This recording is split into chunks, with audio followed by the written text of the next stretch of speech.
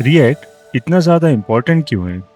React को सबसे पहले फेसबुक ने डेवलप किया था एक पर्टिकुलर प्रॉब्लम को सॉल्व करने के लिए, जो कि था कंपोनेंट्स को प्रॉपरली रियल टाइम में रेंडर करना।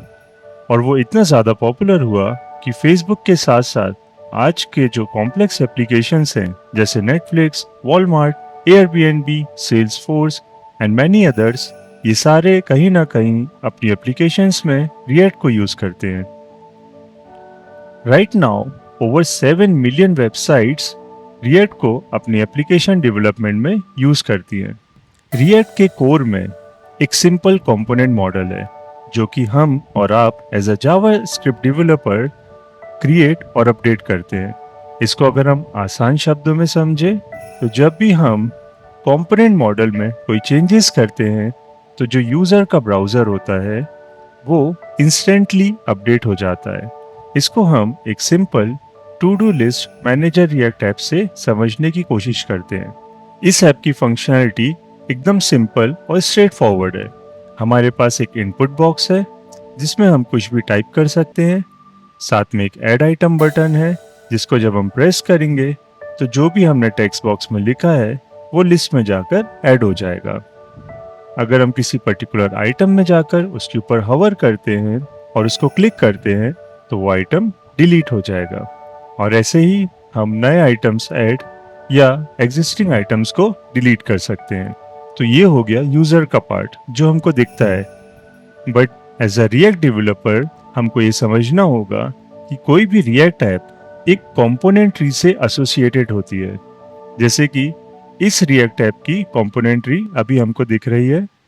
हर रिएक्ट ऐप में एक सिंगल कंपोनेंट होता है जो कि उस कंपोनेंट ट्री के टॉप में रहता है, जिसे हम रूट कंपोनेंट बोलते हैं। हर रूट कंपोनेंट के 0, 1 या 1 से ज़्यादा चिल्ड्रन हो सकते हैं, जिसका मतलब है कि हमारा ऐप कंपोनेंट खुद में एक पूरे ऐप हो सकता है या फिर उसके मल्टीपल चिल्ड्रन कंपोनेंट्स हो सकते हैं जिनके फर्दर चिल्ड्रन होंगे। हमारी ऐप में ऐप कंपोनेंट के 2 डायरेक्ट चिल्ड्रन हैं, ऐड फॉर्म और आइटम्स लिस्ट। ऐड फॉर्म एक सिंपल फॉर्म है जिसके फर्दर 2 चिल्ड्रन हैं, टेक्स्ट इनपुट फील्ड जिसमें हम कुछ भी इनपुट टाइप कर सकते हैं, और ऐड आइटम बटन जिसकी हेल्प से हम लिस्ट में नया आइटम ऐड कर सकते हैं। जो दूसरा चाइल्ड कंपोनेंट है वो टू डू लिस्ट है। इस कंपोनेंट में मल्टीपल सब कंपोनेंट्स या चिल्ड्रन हो सकते हैं। राइट नाउ इसमें 2 आइटम एडेड हैं जो कि हमको यूआई में भी दिख रहे हैं। रिएक्ट ऐप की सबसे ज़्यादा खास बात यह है जो इसको इतना ज़्यादा हाईली परफॉर्मेंट बनाता है वो है इसका कंपोनेंट ट्री का structure.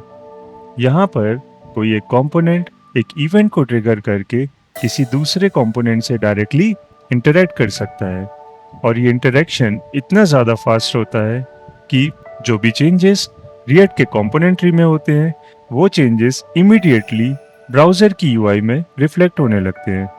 For example, let's try to add a new component to our list. उसके लिए सबसे पहले हम हमारे टेक्स्ट इनपुट में कुछ टाइप करेंगे, फिर हम ऐड आइटम बटन में क्लिक करेंगे जिससे कि वो आइटम हमारी लिस्ट में ऐड हो जाएगा। बट बिहाइंड द सीन क्या होता है पहले हम ये समझने की कोशिश करते हैं।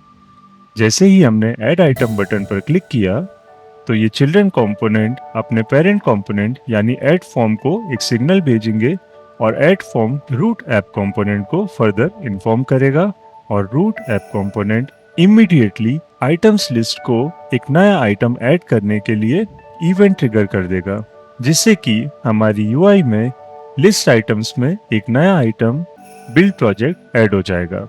सिमिलरली यदि हमको न्यूली एडेड आइटम को रिमूव करना है तो हम उस पर क्लिक करेंगे और अगेन चाइल्ड कंपोनेंट्स अपने पेरेंट कंपोनेंट को इन्फॉर्म करेंगे, parent component root app component को इन्फॉर्म करेगा, और root app component items list जो कि अलग अलग आइटम्स को मैनेज करता है उसको करंट आइटम को रिमूव करने के लिए सिग्नल सेंड कर देगा।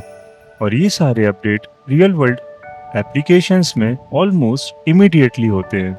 टिपिकली जब भी कंपोनेंट ट्री में कोई अपडेट होता है तो यूआई में जो चेंजेस होते हैं वो ऑलमोस्ट इमीडिएटली होते हैं। This is the primary reason that React apps run so well in our browsers.